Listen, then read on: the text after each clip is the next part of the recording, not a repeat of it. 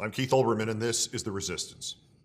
Dragged in front of a microphone like a 9-year-old playground bully forced to apologize to his victim, mumbling a few platitudes with the same petulance with which he finally shut up about birtherism after 5 years of pushing it, Trump finally said something about racism and hate. And he said nothing of substance about Charlottesville. And he said nothing of substance about Heather Heyer. And he said nothing about domestic terrorism. He said nothing. The President of the United States has lost any moral authority he may have ever had to comment further on terrorism, domestic or international, at home or abroad. Further, the President of the United States is at best, indirectly responsible for the domestic terror attack at Charlottesville, Virginia on Saturday, and for whatever comes next. With his weakness, his imbecility, his racism, his cowardice, his pandering, his blindness, his tone deafness, his immorality, his hypocrisy, his reeking failure, his false equivalence between terrorist victims and terrorists, his nauseating claim of violence on many sides, and now his tardiness. Donald Trump is, for all intents and purposes, a sympathizer and apologist and practically an accessory after the fact to neo-Nazi domestic terrorism. His dog whistles of support for the terrorists were immediate. It took, however, until the third day for his boilerplate statement to acknowledge not all sides were equally at fault, and that statement lasted 4 minutes. As the shock has registered of scenes ripped from the German street marches of the 1930s and others from the ISIS vehicle terrorism of 2016 and 2017, scenes playing not in Nuremberg nor Nice, but in America, in Virginia, in Charlottesville, on and near the campus of the university which Thomas Jefferson created. As 3 Americans died and at least 34 more were injured, Donald Trump has still said and done nothing to contradict this conclusion. He is, for all intents and purposes, a neo-Nazi domestic terrorist sympathizer. This rally, named by the hate groups who participated in it, quote, "Unite the Right," unquote, was praised by the former leader of the Ku Klux Klan, who in attendance at it said, quote, "We're going to fulfill the promises of Donald Trump. That's what we believed in. That's why we voted for Donald Trump." The pathetic march at the University of Virginia included several participants wearing Trump Make America Great Again caps. Trump deliberately chose to not condemn nor even repudiate the support of these cowards and any others like them. The president's first reactions to the rally were so vague, so tepid, so meaningless, so reeking of praising by faint damnation, Charlottesville sad, that the neo-Nazi Richard Spencer of the white power group the National Policy Institute retweeted Trump on Saturday and actually asked if Trump had just denounced the anti-racist counter-protesters.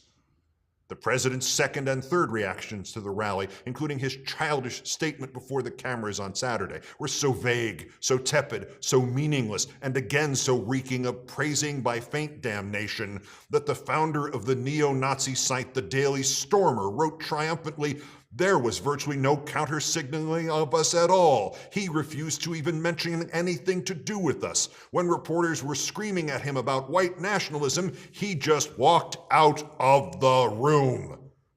These creatures can and will ignore Trump's too little, too late 4 minutes.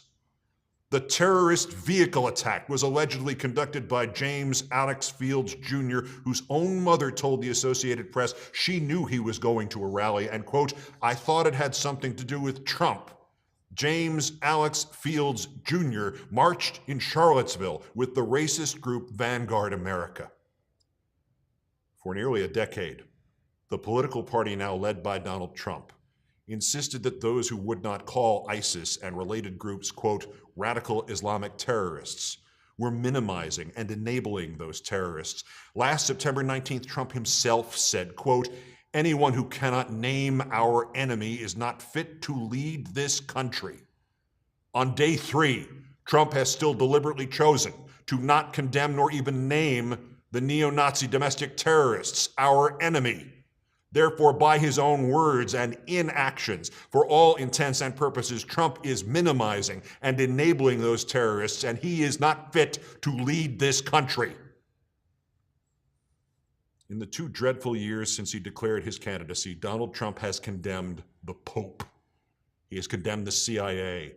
He has condemned the FBI. He has condemned Hillary Clinton. He has condemned Barack Obama. He has condemned John McCain. He has condemned Mitch McConnell. He has condemned all legitimate news organizations from Univision to Fox News. He has condemned 2 attorneys general, his acting attorney general, his deputy attorney general. He has condemned random citizens ranging from the fashion model Molly Sims to the actor Brandon Victor Dixon to the athlete Ronda Rousey to me. He has condemned Germany. He has condemned Mexico. He has condemned Chicago. He has condemned terrorism when it was terrorism, and he has condemned terrorism when it was not proven to be terrorism. He has had since Saturday afternoon to condemn domestic terrorists here in America. He has had since Saturday afternoon to specifically condemn those at Charlottesville. He has condemned none of them. 6 of Trump's rivals for the Republican nomination called this what it was, and quickly used terms like white nationalists and domestic terrorism. Fox News wondered why Trump wouldn't label it domestic terrorism. Drudge billed it as Make America Hate Again.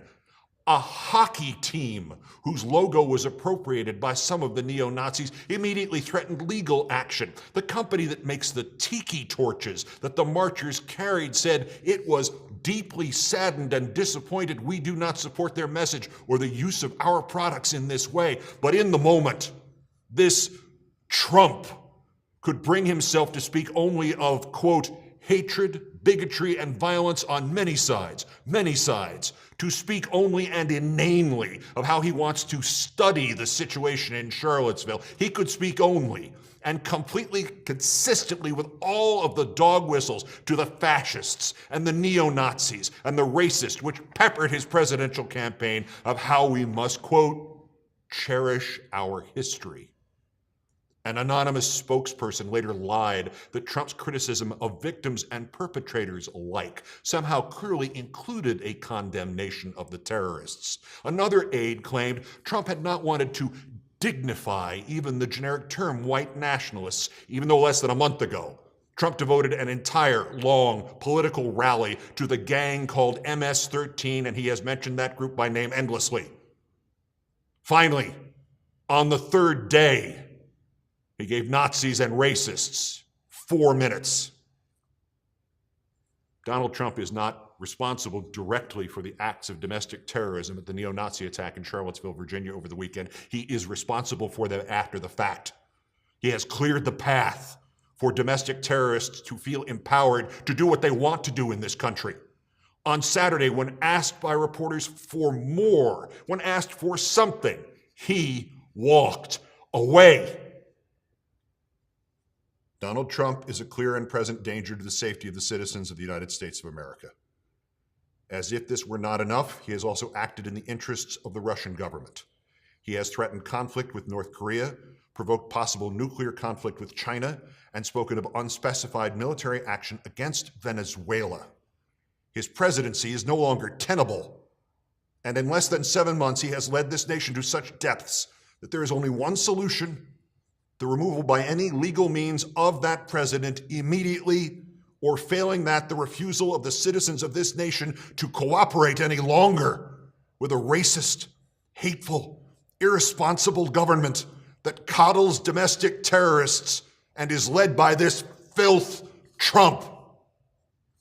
Resist. Remove.